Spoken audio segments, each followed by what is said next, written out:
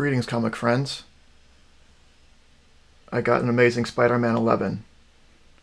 Countdown to ASM 0. 0.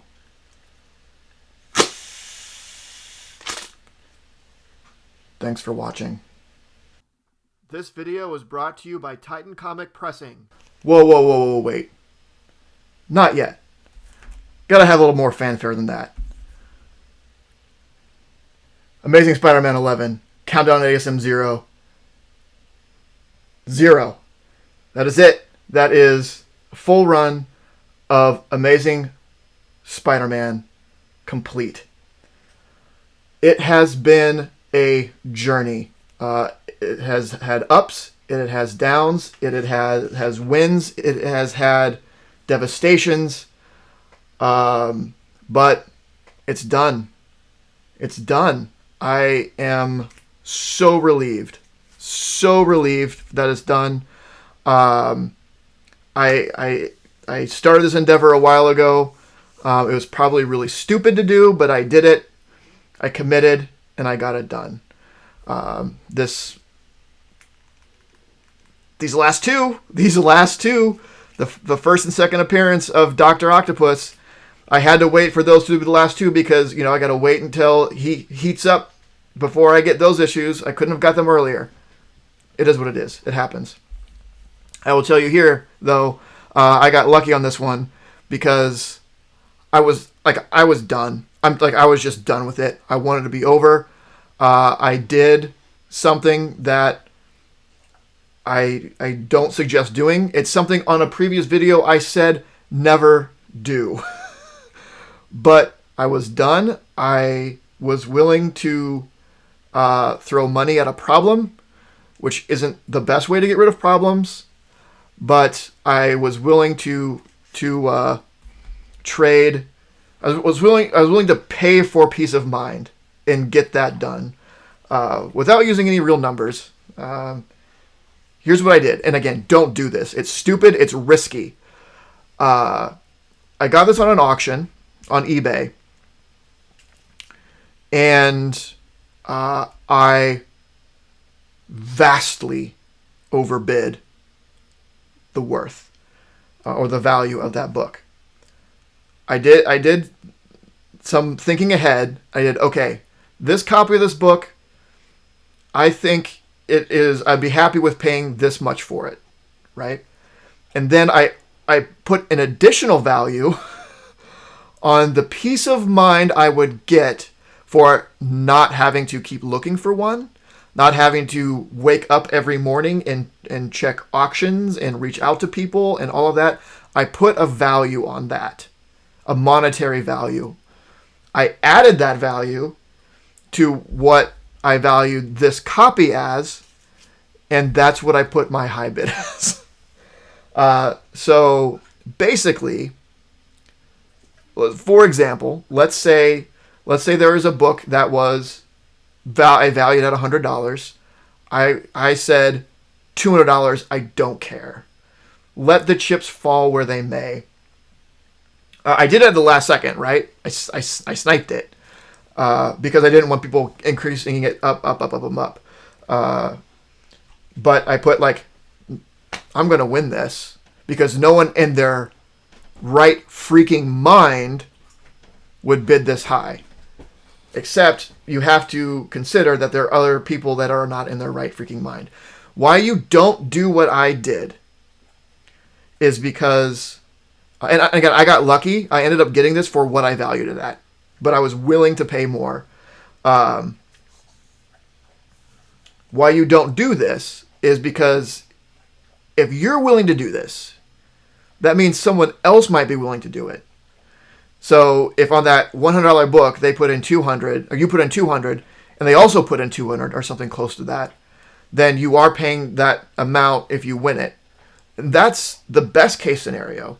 The worst case scenario is if you lose, then they win paying $200, and now all future auctions look to that auction to say, oh, this is now a $200 book. When it's actually not. It's a $100 book, but two idiots decided to do something stupid. So don't ever do that. I'm being a hypocrite. I understand. I took a risk. I was just that done with it. So that's what I did. But it worked out. And just because it worked out this once doesn't mean it will always work out. You could probably get away with it pretty often, but it's that one time that it doesn't work out that you're really hurting yourself. But again, it was the very last issue of Amazing Spider-Man I will ever need. Aside from new issues, which I just get, so that's fine. And it was worth it to me to potentially pay the extra and to take that risk. It's like a once in a lifetime thing, because this. It may not be the best Amazing Spider-Man book out there, but buying this is a once in a lifetime thing for me. Only once will I purchase the last issue of Amazing Spider-Man I need to get a full run. Kind of a big deal. So what now, right? I don't really know what to do for this video. It seems like there should be something to it. So what I'm going to do, just for fun, is now that the collection is complete. Unfortunately, it's not all in hand. I have 2 issues out being graded. But in hand, I do have up to 15. So I thought it'd be fun, let's just go through my Amazing Spider-Man up through 15. Something to do, right? I feel like this event needs a little bit more than just, hey, mail call, I got it, whatever. So let's do that. So we're not going to start at number 1. We are going to start a little bit before number 1, which, of course, is Amazing Fantasy 15. Have that at a 2.0, a respectable grade for what this is. I am more than happy with this as a 2.0. With the way things are blowing up now, I don't see myself ever replacing it, and that's okay.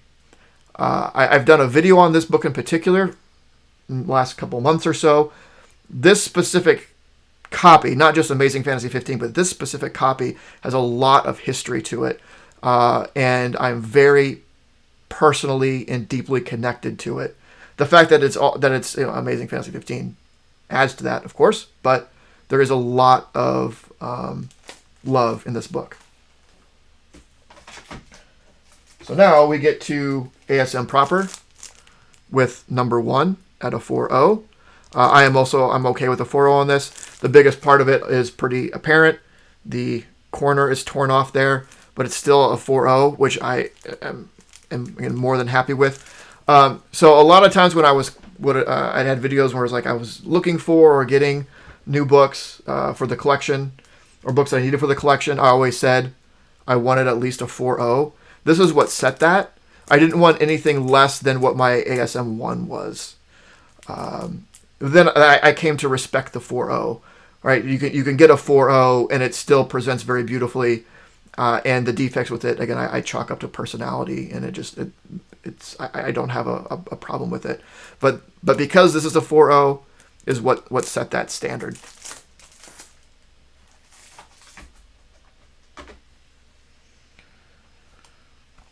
We have number 2. This is the first appearance of the Vulture, also at a 4.0. This has a lot of chipping on it, a lot of chipping.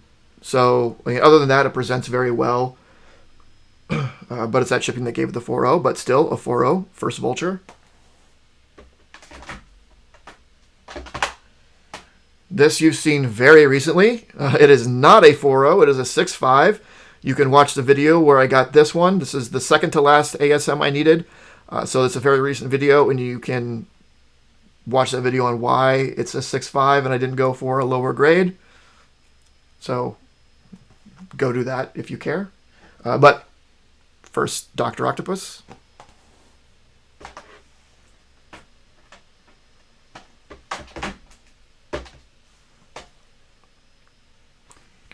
Amazing Spider-Man number 4, also at a 4.0. This is the first appearance of Sandman. The chipping on it isn't real bad. It is there's some weirdness going on with like the pages back. You'll see how the pages are sticking out. So again, I didn't have this slab, so I haven't seen what's inside of it to see kind of what weirdness is going on in there. But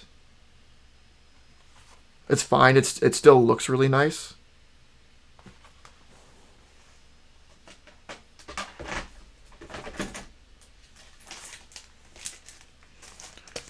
Amazing Spider-Man number 5 out of 4.0. This is a fairly recent pickup as well. No first appearance. The key about it is that it's the first Doctor Doom appearance outside Fantastic Four. I don't really think that makes it really a key issue, but I think it's Amazing Spider-Man number 5. You got to put something on the label to make it stand out. But beautiful cover. I love these Spidey Ditko covers. Amazing Spider-Man number 6. This is the first appearance of the Lizard. This is a 7.0. This is tied with this is the highest grade I have in my 1 through 10. And that's because I got this years and years and years ago when it wasn't ridiculously expensive. I don't remember off the top of my head, but how much I paid for it. But at the time, it was expensive for me. But it's a nice grid to have, and I love the Lizard. The Lizard is one of my favorite Spidey villains.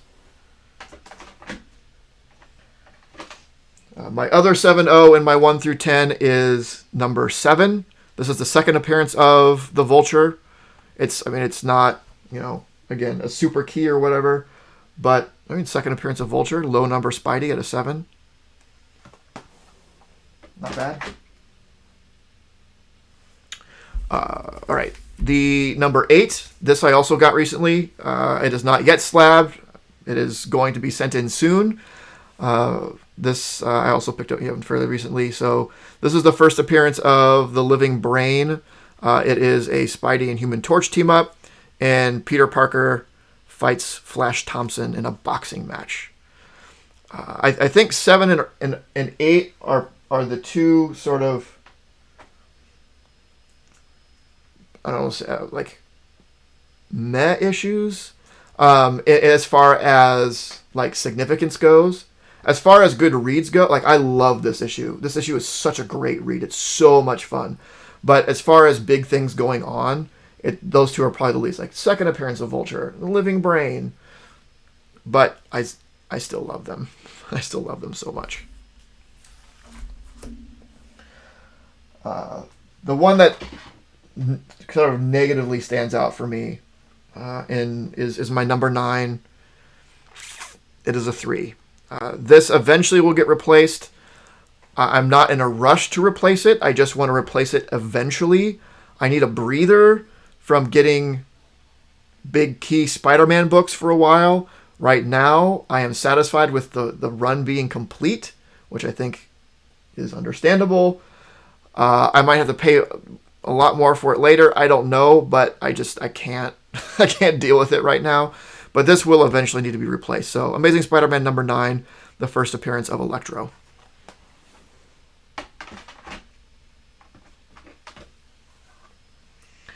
Amazing Spider-Man number 10 at a 5.0. This is the first appearance of the Enforcers. I think this is an underrated book. It's at 4 first appearances. Everyone in the Enforcers.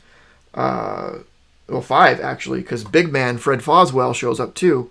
This is Fred Foswell. This is Big Man. So 4. So Big Man, and then the Enforcers. Ox, Fancy Dan, and I can't remember the third Enforcer.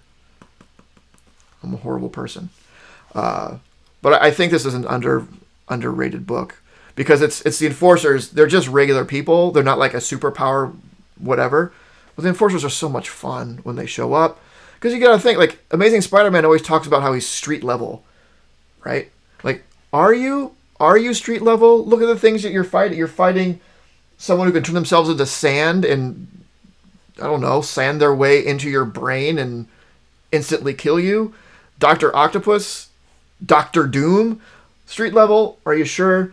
I don't know. But these are street level villains for sure, because they're just people. I mean, Ox is super strong. Fancy Dan knows how to use that lasso for sure.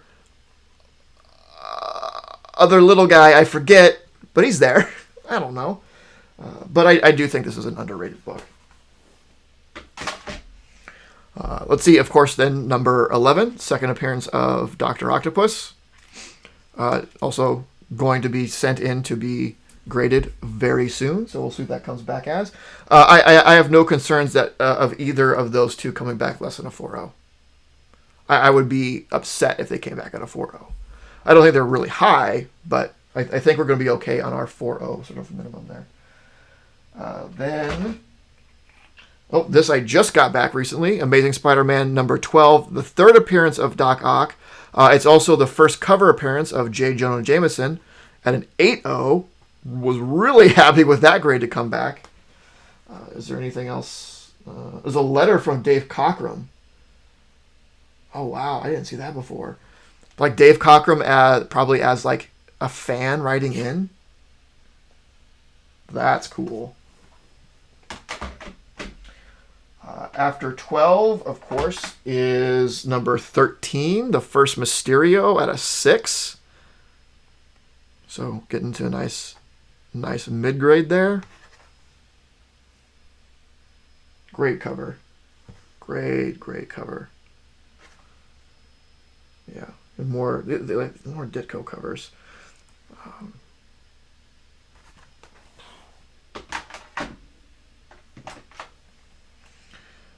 Then, of course, you have your 14, first appearance of the Green Goblin.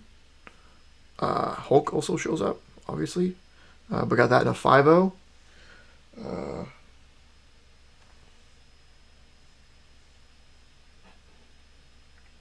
I think this is higher than a 5.0. Off-white to white pages. Seems strange to only be a 5.0, but it is what it is. I'm okay with it. It looks pretty. That's what's important. And then number 15, first appearance of Kraven in a 6.0.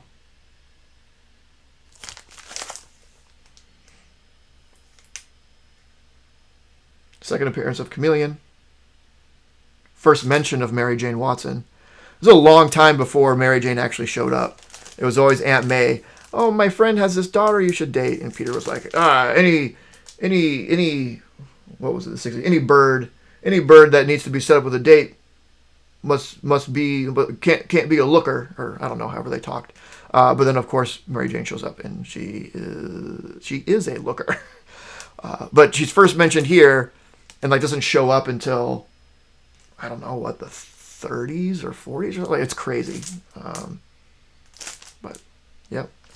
Second appearance of Chameleon, I did forget to mention, because it was what it was. Amazing Spider-Man 1 is the first appearance of Chameleon. So we got some heavy books. If we look at, and then 16 and 17 I have out being graded. I would have liked to done 1 through 20 because I'm going to have all those slabbed, but I couldn't because 16 and 17 are out being graded. But that's what 16 is. It's a Daredevil team up, and 17 is the second appearance of the Green Goblin. But out of the go 18 Ned Leeds, 19 I forget off the top of my head, and then 20 is Scorpion. Can't remember what 19 is. But if you look at ASM 1 through 15, this is why this is such a powerful series and such a valuable series. Looking at the first 15, we have 1, 2, 3, 4, 5, 6, 7, 8, 9, 10, 11. 11 out of the first 15 issues have first appearances of villains that are still around today. That's really good. But 11 out of 15 are first appearances.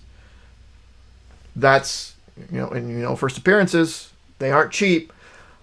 So that definitely makes the beginning of this run real tough. I mean, you look at other Silver Age series. I know you look at like Daredevil, right? And of course there are some first appearances in the first few issues or whatever, but nothing as hard hitting as Amazing Spider-Man. Nothing as hard hitting as Amazing Spider-Man. I would even argue, even X-Men, though obviously a lot of first appearances in their first handful of books, none that are as iconic or not in volume, right? I mean, obviously you have Magneto, you have Scarlet Witch and Quicksilver and Four and so on. They're big characters, but overall, I don't think anything touches the amount of big hitting, still around, still relevant, still love to see them getting put in movies, all this stuff as Amazing Spider-Man, which is why for me, in my subjective opinion and a little bit objectively, is the best Silver Age run, but the best run in comics to have that starts at Silver Age. All right, you could argue, well, I mean, what about Action Comics? No, duh, because then you have Action Comics 1. But even then, how many characters came out of like Golden Age Action Comics that are still around today? Obviously, you have Superman, you have Lex Luthor, but Mixius Pitalik is in there. I mean, there are some big characters, but for pound, the power, I think the best run to have in comics, that is, well, maybe not anymore, but at one point when I started this was semi-attainable, is Amazing Spider-Man. It just, for me, it can't be beat. As far as just, again, the quality of the run, the characters. That isn't to say, if someone came up to me tomorrow and said, hey, you said Amazing Spider-Man's the best run in comics to have, that means you wouldn't trade it for your this run of Action Comics.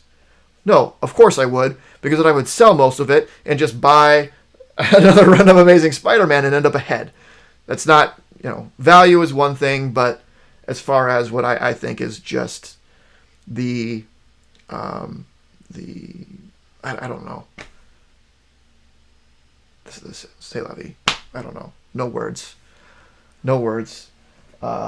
Just pound for pound, the power of that series is unbelievable. And I'm just going over the first 15, right? You get later on, and you're getting Punisher, you're getting Venom, you're getting Kingpin.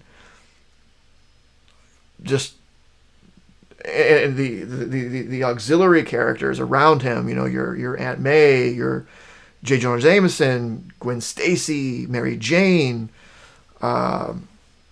Osborns. It's a powerhouse of a series. And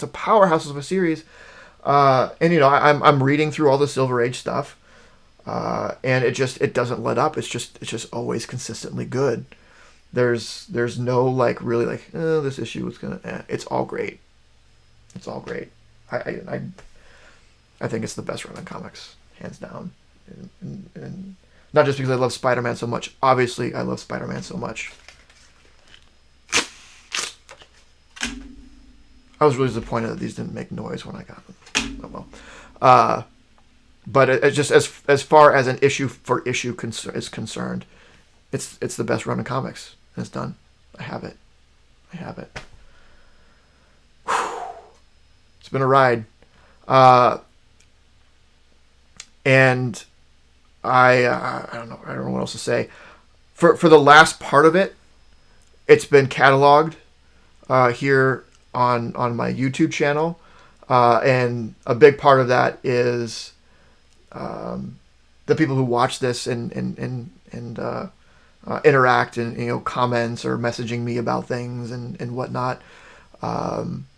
It's made it extra sweet. Whether or not I had this channel or whether or not I did videos on I did the ASM the countdown to ASM 0, which I think started probably in the first one I did that was probably in the 20s. Like I needed 20 some or something like that.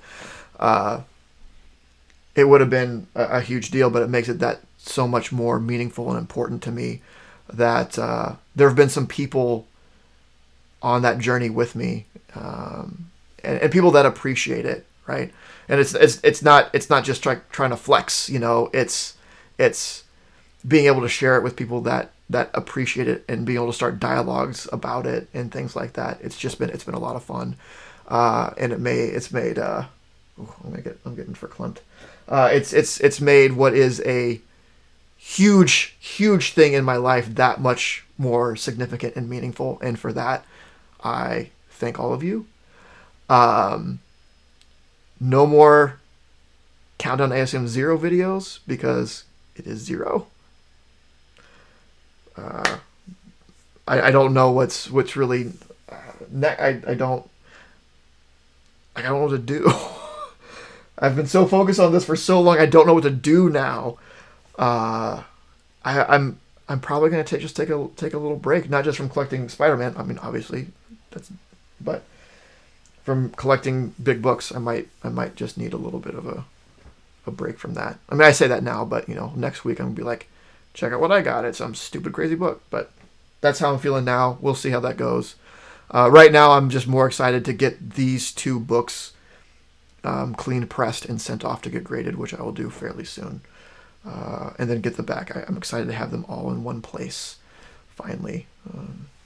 But yeah, that's it. Again, thank you all for joining me on the last leg of this journey. Again, it means so much to me that you watch and you care. So yeah, I leave some comments. I'd love to talk about it. If you have questions or whatever, and I love talking about this stuff. So let me know. Subscribe. I mentioned comment, like, hit the bell for notifications, do all that stuff. And of course, most importantly, don't forget to make yours Titan. This video was brought to you by Titan Comic Pressing. Follow us on Facebook and Instagram at Titan Comic Pressing LLC.